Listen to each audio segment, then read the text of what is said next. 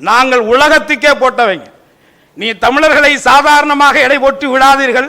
My dear Modiji அவர்களே, நீங்கள் செய்யக்கூடிய தவறுகளை சுட்டிக்காட்டக்கூடியவருடைய கருத்துக்களை ஏற்க மறுக்கக்கூடிய எந்த ஒரு அரசாங்க இருந்தாலும் அது தன்னைத்தானே கெடுத்துக்கொள்ளும், கெட்டு போகும், நாசமா போயிரும் அப்படிங்கிறத ரொம்ப நாசுக்கா சொல்லியிருக்காரு. இது யாருக்கு சொல்லியிருக்காரு? ஒன்றிய அரசுக்கு தான் சொல்லியிருக்காரு. என்னைக்கு சொல்லியிருக்காரு? 2000 வருஷத்துக்கு முன்னாடியே சொல்லிட்டார். ஒரு கவர்னருடைய அதிகாரம் இதுதான் என்று ஒட்டுமொத்த இந்தியாவுமே உணர்ந்ததுக்கு பிறகாக, தோல் உரித்து காட்டியதற்கு பிறகாக, ஒரு அத்து போன காத்தாடி, ஒரு நூல் அருந்து போன ஒரு காத்தாடி தனியாக இன்றைக்கு ஒரு 5 பேரை 10 பேரை வைத்து ஒரு மடத்திலே ஒரு சபை நடத்தி கொண்டிருக்கிறார். இது எதை காட்டுகிறது? இதுல நம்ம ஜாதியெல்லாம் பார்க்க வேண்டாம், அதுக்காக பார்க்காம இருக்க முடியாது. ஏன்னா நீ பண்றது அழிச்சாட்டியத்துடைய உச்சமா இருக்கு.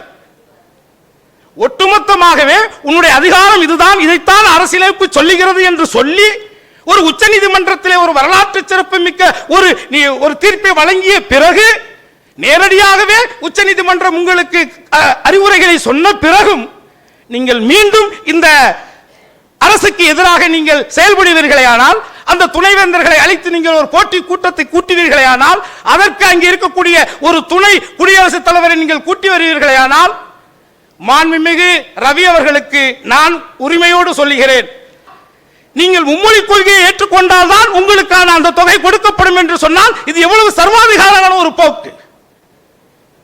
1000 கோடி அல்ல, 10,000 கோடி கொடுத்தாலும் மும்மொழி கொள்கையை நாங்கள் ஏற்க மாட்டோம். பேரறிஞர் அண்ணா அவர்கள் சட்டமன்றத்திலே நிறைவேற்றிய அந்த தீர்மானம் இருமொழி கொள்கை தான், நாங்கள் என்றைக்கு விட்டுக் கொடுக்க மாட்டோம் என்று சொன்னாரே தமிழகத்தினுடைய முதல்வர் மாண்புமிகு தளபதி அவர்கள். அந்த உரிமைகளை போராடி பெற்றுக் கொடுக்கின்ற காரணத்தினால் தான் முக்குளத்தோர் புலியாக நாங்கள் அவரோடு இருக்கிறோம் என்பதை இந்த மேடையில் நான் திட்டவட்டமாக சொல்கிறேன். இது எந்த ஒரு போக்கு? அதற்கு அவர் என்ன சொல்கிறார்? காவல்துறை அதிகாரிகளை வைத்து துணைவேந்தர்களை வரக்கூடாது என்று மிரட்டுகிறார்கள், அவருடைய குடும்பத்தார்களை மிரட்டுகிறார்கள். இது என்ன ஒரு பித்தலாட்டம், என்ன ஒரு ஆணவம்? இது யாருடைய செயல்? உங்களுக்கு, உங்களுடைய கொள்கைகளுக்கு, உங்களுடைய சித்தாந்தங்களை ஏற்றுக்கொள்ளாத எதிர்க்கட்சிகள் ஆட்சி செய்யக்கூடிய மாநிலங்களை நீங்கள் ஆளுநர்களை வைத்து உங்களுடைய ஒன்றிய அரசினுடைய அரசியலை நீங்கள் புகுத்த நினைக்கிறீர்கள். அதானே உண்மை. ஒரு நல்ல ஒரு ஆட்சி நடந்து கொண்டிருக்கக்கூடிய இந்த சூழலிலே பொய்யான கருத்துக்களை பரப்பி நீங்கள் இந்த அரசின் மீது களங்கத்தை ஏற்படுத்துவதற்காகத்தானே இந்த ரவி போன்றவர்கள் முயற்சி செய்து கொண்டிருக்கிறார்கள். எல்லாவற்றுக்கும் இன்றைக்கு ஒட்டுமொத்த இந்தியாவை திரும்பி பார்க்கக்கூடிய ஒரு இடத்திலே ஒரே ஒரு முதலமைச்சர் இருக்கிறார் என்று சொன்னால் அது நீயும் நானும் வாழ்ந்து கொண்டிருக்கக்கூடிய தமிழ்நாட்டிலே ஆட்சி செய்து கொண்டிருக்கக்கூடிய அருமை அண்ணன் தளபதி அவர்கள் தான் இருக்கிறார். நீங்களும் நானும் இன்றைக்கு வாழ்வோம், நாளைக்கு இல்லாமல் போவோம்.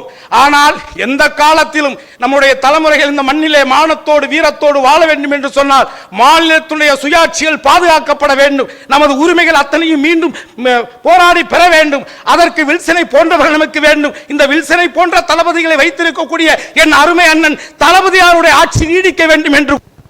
உழைப்பாளர், உன்னத பேச்சாளர், உறவுக்கு கை கொடுப்பார், உரிமைக்கு குரல் கொடுப்பார், சிரித்த முகத்துக்காரர், சீறி வரும் புலிப்படைக்கு சொந்தக்காரர்.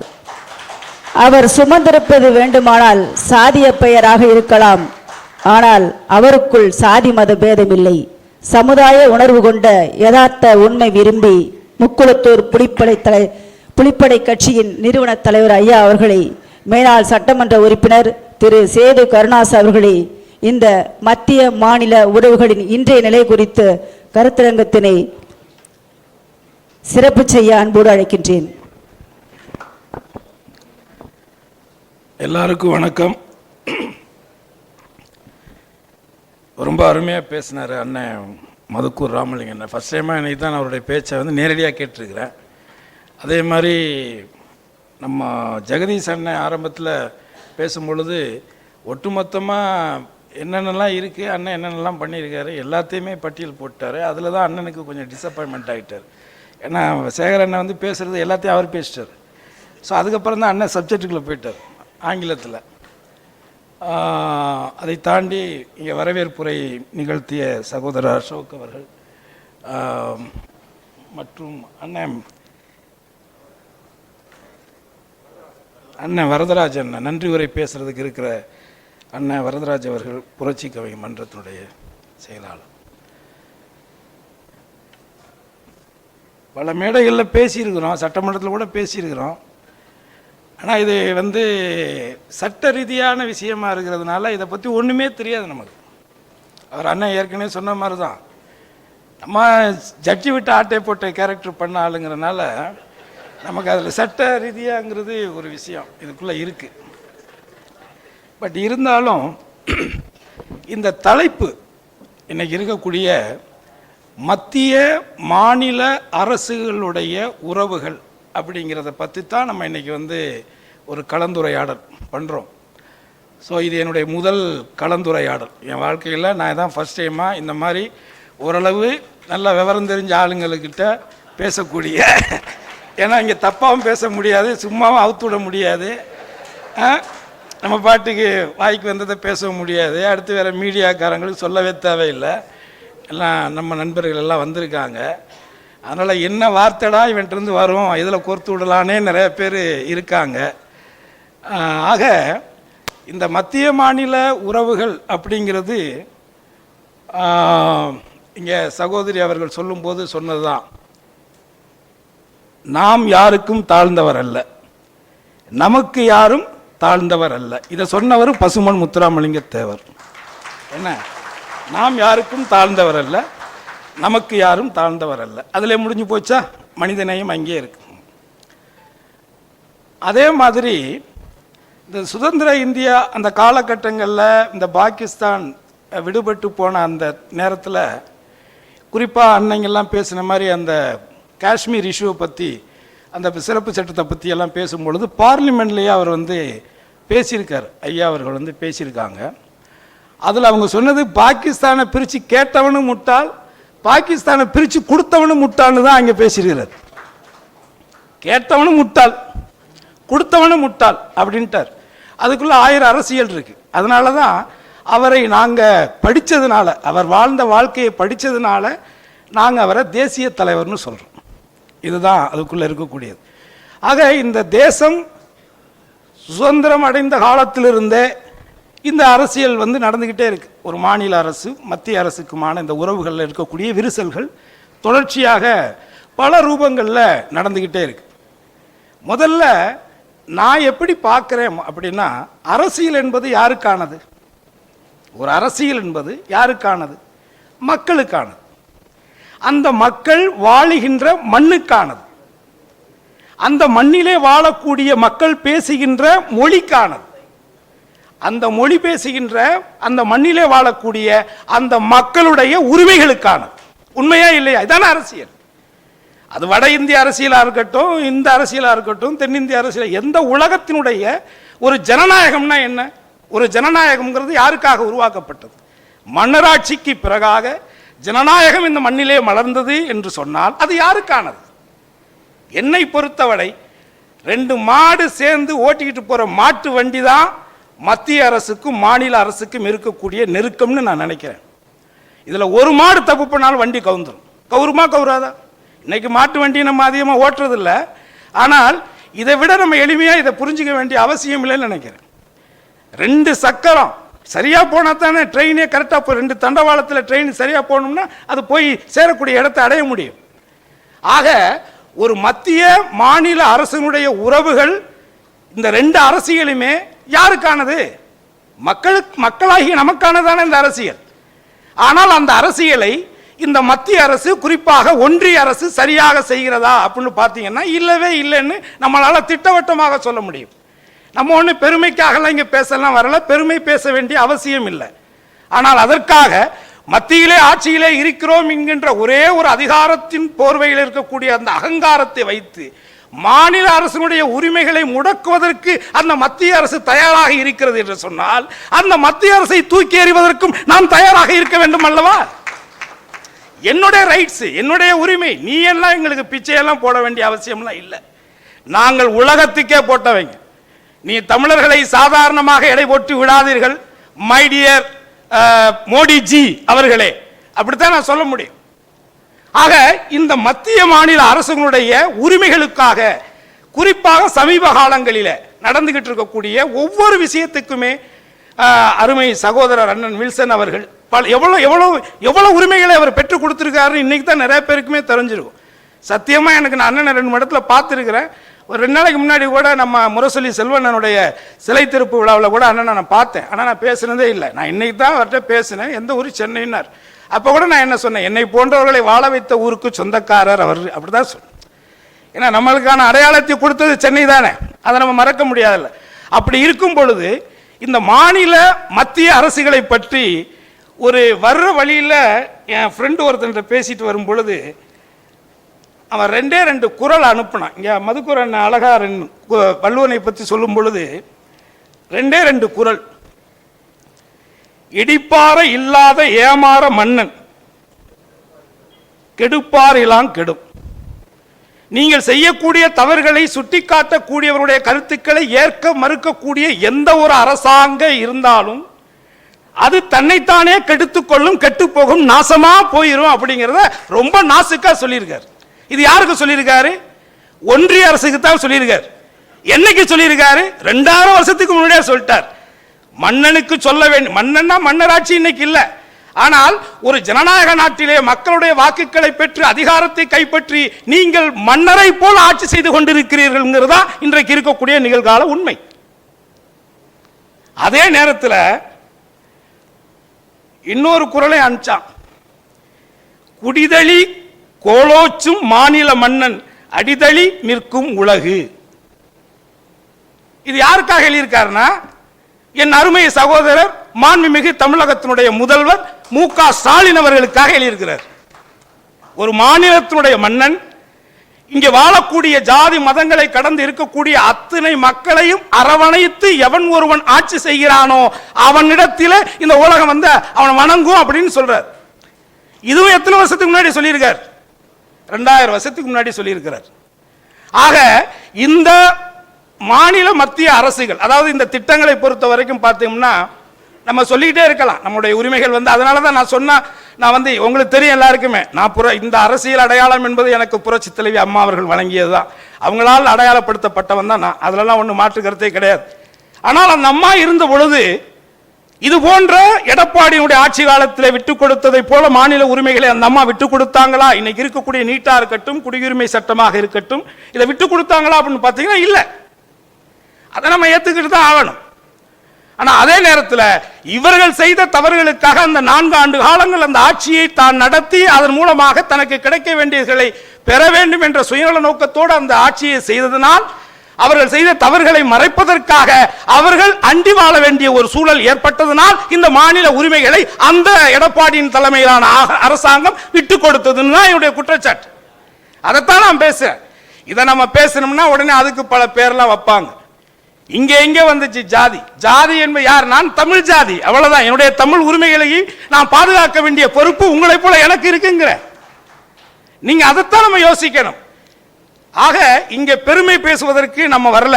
இங்க பெருமையெல்லாம் பேச வேண்டிய அவசியம் இல்லை. இன்றைக்கு நடந்து கொண்டிருக்கக்கூடிய குறிப்பாக ஒன்றிய அரசாங்கம் ஒரு பாசிச சித்தாந்தத்தோடு இன்றைக்கு நடந்து கொண்டிருக்கக்கூடிய அவர்கள் செய்யக்கூடிய தவறுகளை சுட்டி காட்டுறோம்.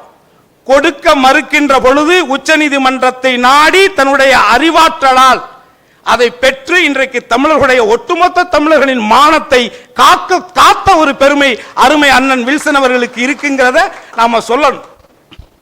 ஏன்னா இங்க பேசும்போது அவர் மதுக்கூர் அண்ணன் சொன்னாங்க, முதலமைச்சர் முத்தமிழறிஞர் கலைஞர் அவர்கள் இறந்து அந்த ராஜாஜி அந்த இடத்துல வந்து நான் நின்னேன். அப்போ நான் பக்கத்துல நின்றுகிட்டு இருந்தேன். தளபதி வந்து ஒரு மாதிரி இருந்தாங்க, ஒரு இருந்துகிட்டே இருந்தாங்க. திடீர்னு இந்த செய்தி வந்துச்சு.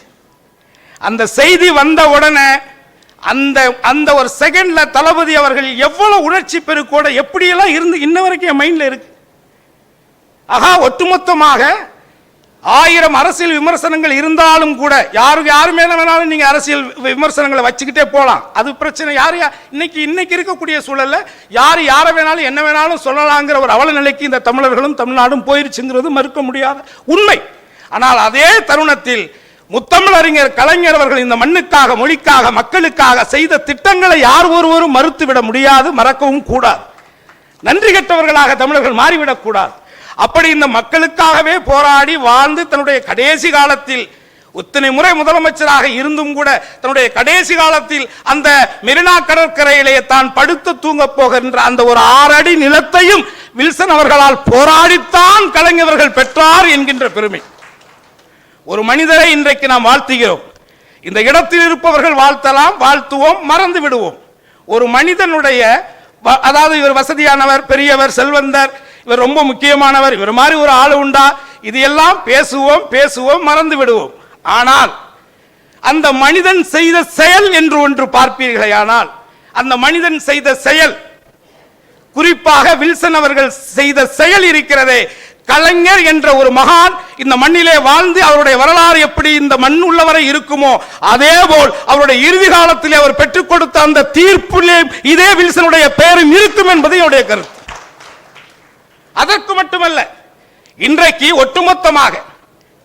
ஒட்டுமொத்தமாக இந்த இந்திய தேசத்தில், இந்த பிரபஞ்சத்தில் இருக்கக்கூடிய அத்தனை சராசரி சாமானிய மக்களும் ஒரு ஆளுநருக்கான அதிகாரம் என்ன என்பதை ஒட்டுமொத்தமாக தோலுரித்து காட்டிய பெருமை எனது அருமை அண்ணன் வில்சன் அவர்களை மட்டும்தான் சாரும், அவரும் அவரை சார்ந்த சகாக்களும்.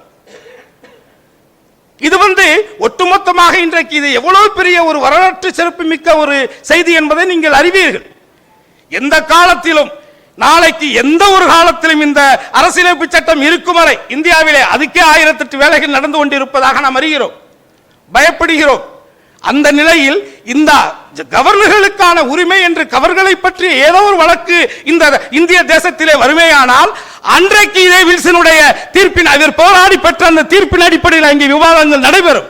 ஆக இந்த தேசம் உள்ளவரை, இந்த அரசியலமைப்பு சட்டம் உள்ளவரை, அதை இயற்றியவர் எப்படி இருக்கிறாரோ அதை போல் இந்த கவர்னருக்கு எதிராக அருமை அண்ணன் வில்சன் அவர்கள் பெற்றுக் கொடுத்த அந்த தீர்ப்பு என்பது நிச்சயமாக வரலாற்றிலே நிலைத்து நிற்கும். அந்த விதத்திலே தான் நான் சொல்கிறேன், நீங்கள் செய்த செயல் என்பது வரலாற்றிலே நீங்கள் நிரந்தரமாக இடம் பிடிப்பதற்கான செய்த செயலாகத்தான் நான் பார்க்கிறேன். ஆகவே இந்த நிலையில் நாம் ஒன்றை மட்டும் உணர்ந்து கொள்ள வேண்டும். இங்கே பேசிய அருமை அண்ணன் அவர்கள் சொன்னார், ஒரு மனிதன் அவன் மொழி அழிந்தால் அந்த இனம் அழிந்துவிடும், அவனுடைய மாண்பு, கலாச்சாரம் எல்லாமே அழிஞ்சு போயிடும், அதுல ஒரு மாறுபட்ட கருத்தே கிடையாது. அந்த நிலையில் அந்த உரிமைகளை, இன்றைக்கு ஒவ்வொரு உரிமைகளையுமே நான் நீட்டிலிருந்து சொல்லிக்கிட்டே போகலாம். மாநிலங்களுடைய இன்றைக்கு அந்த தொகுதி மறுவாய்வு செய்யக்கூடிய விஷயமா இருக்கட்டும், எல்லா விஷயங்களையுமே இன்றைக்கு தமிழகத்தினுடைய ஒவ்வொரு சின்ன சின்ன உரிமைகளை கூட போராடி பெற்றுக் கொடுத்து கொண்டிருக்கக்கூடிய மாண்புமிகு என் அருமை சகோதரர் தமிழகத்தினுடைய முதல்வர் அண்ணன் தளபதியாருக்கான ஒரு தளபதியாகத்தான், வழக்கறிஞராக ஒரு தளபதியாகத்தான் இன்றைக்கு வில்சன் அவர்கள் இன்றைக்கு தமிழகத்தில் ஒட்டுமொத்த சமூகத்தின் மத்தியில் பேசப்பட்டுக் கொண்டிருக்கிறார். இது அவருக்காக நான் இதை சொல்லவில்லை. நான் தினந்தோறும் கிராமமாக சென்று கொண்டிருக்கக்கூடியவன், ஒரு சராசரி மக்களோடு பழகக்கூடியவன். அந்த நிலையை வைத்து நான் சொல்லுகிறேன். அந்த நிலையில் இன்றைக்கு இவர் பெற்றுக் கொடுத்த இந்த தீர்ப்பு என்பதும் தமிழ்நாட்டினுடைய உரிமைகளுக்காக தொடர்ந்து இவர் மாநிலங்களவையிலே பேசிக் கொண்டிருக்கக்கூடிய விஷயங்களாக இருந்தாலும், அதே நேரத்தில் சட்ட ரீதியாக சந்தித்து இவர்களுக்கான வெற்றிகளை பெற்றுக் கொடுக்கக்கூடிய ஒரு நிலையிலே அருமை சகோதரர் அண்ணன் வில்சன் அவர்கள் இருக்கிறார். அவரோடு இணைந்து எனது அருமை அண்ணன் சேகர் அவர்களும் இருக்கிறார்கள் என்பதுதான் எங்களை போன்றவர்களுக்கு ஒரு சந்தோஷமாக இருக்கிறது. ஆக இந்த அற்புதமான ஒரு நிலையில், ஒரு விழாவில் நான் கலந்து கொள்ளுவேன் என்று நான் சிறிதும் நினைத்ததில்லை. அந்த ஒரு அற்புதமான ஒரு வாய்ப்பை எனக்கு வழங்கிய எனது அருமை அண்ணன் சேகர் அவர்களுக்கு என் வாழ்நாளில் முழுக்க உங்களுக்கு நான் நன்றியோடு இருப்பேன். ஏனென்று சொன்னால், இது ஏதோ நான் கலந்து கொண்ட கூட்டங்களில் ஒன்றாக இதை நான் பார்க்கவில்லை. இது நமக்கு பிறகாக இந்த மண்ணிலே நான் விட்டு செல்கின்றேன் பிள்ளை செல்வங்களை காப்பாற்றக்கூடிய உரிமை மிக்க ஒரு உரிமையை நீங்கள் பெற்றுக் கொடுத்த இந்த வரலாற்று சிறப்பு மிக்க இந்த விழாவிலே நானும் கலந்து கொண்டேன் என்பதுதான் எனக்கு இங்கே சந்தோஷம், பெருமை. அடுத்ததாக, ஒரு கவர்னருடைய அதிகாரம் இதுதான் என்று ஒட்டுமொத்த இந்தியாவுமே உணர்ந்ததுக்கு பிறகாக, தோலுரித்து காட்டியதற்கு பிறகாக, ஒரு அத்துப்போன காத்தாடி, ஒரு நூல் அருந்து போன ஒரு காத்தாடி தனியாக இன்றைக்கு ஒரு 5 பேரை 10 பேரை வைத்து ஒரு மடத்திலே ஒரு சபை நடத்தி கொண்டிருக்கிறார். இது எதை காட்டுகிறது? இதுல நம்ம ஜாதியெல்லாம் பார்க்க வேண்டாம், அதுக்காக பார்க்காம இருக்க முடியாது. ஏன்னா நீ பண்றது அழிச்சாத்தியத்துடைய உச்சமா இருக்கு. ஒட்டுமொத்தமாகவே உன்னுடைய அதிகாரம் இதுதான், இதைத்தான் அரசியலமைப்பு சொல்லுகிறது என்று சொல்லி ஒரு உச்ச நீதிமன்றத்திலே ஒரு வரலாற்று சிறப்பு மிக்க ஒரு தீர்ப்பை வழங்கிய பிறகு நேரடியாகவே உச்ச நீதிமன்றம் உங்களுக்கு அறிவுரைகளை சொன்ன பிறகும் நீங்கள் மீண்டும் இந்த அரசுக்கு எதிராக நீங்கள் செயல்படுவீர்களேயானால், அந்த துணைவேந்தர்களை அழைத்து நீங்கள் ஒரு போட்டி கூட்டத்தை கூட்டுவீர்களேயானால், அதற்கு அங்கே இருக்கக்கூடிய ஒரு துணை குடியரசுத் தலைவரை நீங்கள் கூட்டி வருவீர்களேயானால், மாண்புமிகு ரவி அவர்களுக்கு நான் உரிமையோடு சொல்லுகிறேன், நான் இந்த மண்ணிலே வாழக்கூடியவன், நான் உழைத்து இந்த அரசு, இந்த மக்கள், இந்த ஒன்றிய அரசு, மாநில அரசு செயல்படுவதற்கு என் வருமானத்திலே இருந்து வரி கட்டக்கூடியவன், நான் ஜிஎஸ்டி கட்டக்கூடியவன். என்ன, என்னுடைய உழைப்பு, என்னை போன்றவருடைய உழைப்பிலே தான் மாநில அரசும் மத்திய அரசும் இயங்கிக் கொண்டிருக்கிறது. இந்த பணம் மக்களாகி எங்களுடைய நலத்திட்டங்களுக்குத்தான் வர வேண்டும். எங்களிடத்திலே நீங்கள் ₹1 பெற்றுக்கொண்டு 29 பைசாவை எங்களுக்கு கொடுத்துவிட்டு எங்களை ஏமாற்றி எங்கள் மக்களுக்கான ஒரு குறிப்பாக கல்விக்கான நிதியை கொடுங்கள் என்று கேட்டால், நீங்கள் மும்மொழி கொள்கையை ஏற்றுக்கொண்டால் தான் உங்களுக்கான அந்த தொகை கொடுக்கப்படும் என்று சொன்னால் இது எவ்வளவு சர்வாதிகாரமான ஒரு போக்கு. 1000 கோடி அல்ல, 10,000 கோடி கொடுத்தாலும் மும்மொழி கொள்கையை நாங்கள் ஏற்க மாட்டோம். பேரறிஞர் அண்ணா அவர்கள் சட்டமன்றத்திலே நிறைவேற்றிய அந்த தீர்மானம் இருமொழி கொள்கை தான் தமிழ் கொள்கையாகவும் ஆங்கிலம் இணைப்பு மொழியாகவும் இருக்கும் என்பதை நாங்கள் என்றைக்கு விட்டுக் கொடுக்க மாட்டோம் என்று சொன்னாரே தமிழகத்தினுடைய முதல்வர் மாண்புமிகு தளபதி அவர்கள். அந்த உரிமைகளை போராடி பெற்றுக் கொடுக்கின்ற காரணத்தினால் தான் முக்குளத்தோர் புலியாக நாங்கள் அவரோடு இருக்கிறோம் என்பதை இந்த மேடையில் நான் திட்டவட்டமாக சொல்கிறேன்.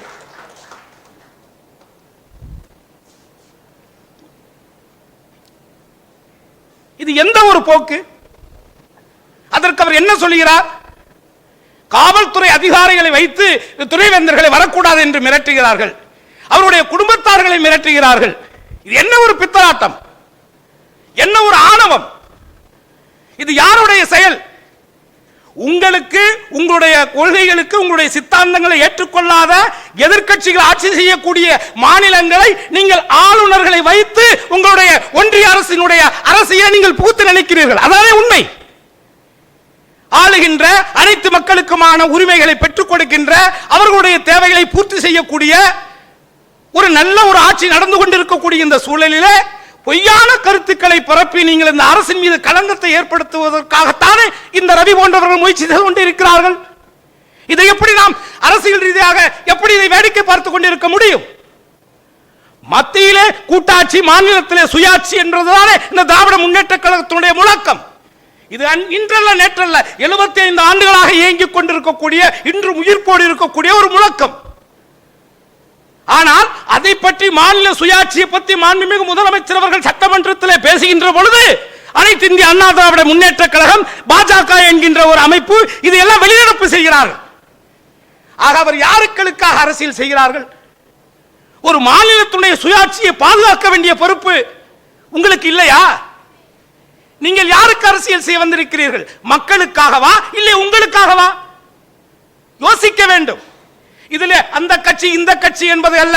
எந்த கட்சியாக இருந்தாலும் அது மக்களுக்கான கட்சியாக இருக்க வேண்டும். மக்களுடைய உரிமைகளை போராடி பெறக்கூடிய ஒரு கட்சியாக இருக்க வேண்டும். அந்த அடிப்படையில் தான் நான் சொல்கிறேன். இன்றைக்கு உயர்கல்வியாக இருக்கட்டும், நீட்டாக இருக்கட்டும், ஒன்றிய தொகுதியினுடைய பாராளுமன்ற தொகுதி மறுவாய்வாக இருக்கட்டும், இப்படி சொல்லிக்கொண்டே போகலாம். எல்லாவற்றுக்கும் இன்றைக்கு ஒட்டுமொத்த இந்தியாவை திரும்பி பார்க்கக்கூடிய ஒரு இடத்திலே ஒரே ஒரு முதலமைச்சர் இருக்கிறார் என்று சொன்னால் அது நீயும் நானும் வாழ்ந்து கொண்டிருக்கக்கூடிய, தமிழ்நாட்டிலே ஆட்சி செய்து கொண்டிருக்கக்கூடிய அருமை அண்ணன் தளபதி அவர்கள் தான் இருக்கிறார். அவர்களுக்கு அவருடைய நிலையை இன்றைக்கு ஒட்டுமொத்த இந்தியாவும் அவரை உற்று நோக்குவதற்கான மற்ற மராத்தியத்திலே சிவசேனாவினுடைய தலைவர் என்ன சொல்கிறார்? முன்னாள் முதலமைச்சர், இந்தியை உன்னால் தமிழ்நாட்டுக்குள்ளே கொண்டு சேர்க்க முடியுமா என்று கேட்கிறாரே. இன்றைக்கு மகாராஷ்டிராவில், குறிப்பாக பாம்பேயிலே வாழக்கூடிய, தொழில் செய்யக்கூடிய நீங்கள் எல்லாம் மராத்தி பேச வேண்டும் என்கின்ற ஒரு உரிமைக்குள் உருவாகி இருக்கிறது. அதற்கான முன்னோட்டம் யார்? அதற்கான விதையை விதைத்தது யார்? மாண்புமிகு தமிழகத்துடைய முதலமைச்சர் அவர்கள் தானே. ஆக என்னை பொறுத்தவரை அரசியல் என்பது மக்களுக்கானது. அது நலத்திட்டங்களாக இருக்கட்டும், எதுவாக இருக்கட்டும், நீங்களும் நானும் இன்றைக்கு வாழ்வோம். நாளைக்கு இல்லாமல் போவோம். ஆனால் எந்த காலத்திலும் நம்முடைய தலைமுறைகள் இந்த மண்ணிலே மானத்தோடு வீரத்தோடு வாழ வேண்டும் என்று சொன்னால் மாநிலத்துடைய சுயாட்சிகள் பாதுகாக்கப்பட வேண்டும். நமது உரிமைகள் அத்தனையும் மீண்டும் போராடி பெற வேண்டும். அதற்கு வில்சனை போன்றவர்கள் நமக்கு வேண்டும். இந்த வில்சனை போன்ற தளபதிகளை வைத்திருக்கக்கூடிய என் அருமை அண்ணன் தளபதியாருடைய ஆட்சி நீடிக்க வேண்டும் என்று கூறி வாய்ப்புக்கு நன்றி கூறி விடைபெறுகிறேன். நன்றி, வணக்கம் என்று சொல்லிவிட்டு சிங்கம் போல் வீர முழக்கமிட்டு சென்ற அண்ணன் அவர்களுக்கு எங்களது நன்றி.